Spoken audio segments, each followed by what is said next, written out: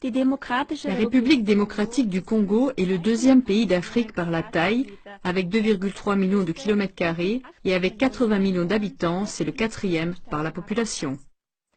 En ce qui concerne ses immenses ressources minérales, estimées à environ 24 billions de dollars américains, le Congo est considéré comme l'un des pays les plus riches, sinon le plus riche du monde. Il possède 10% des gisements de cuivre du monde, 30% des diamants et 70% de tous les gisements de minerais de fer.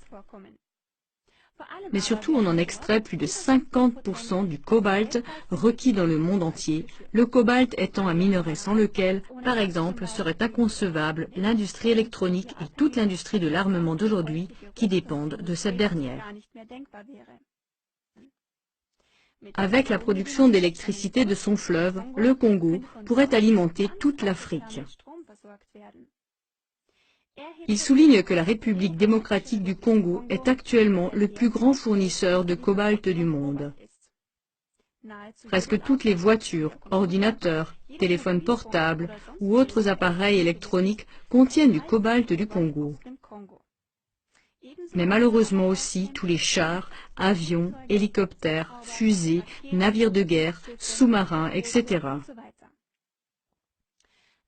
Un document stratégique de l'administration américaine indiquait même très clairement qu'il serait impossible de faire la guerre sans le cobalt du Congo.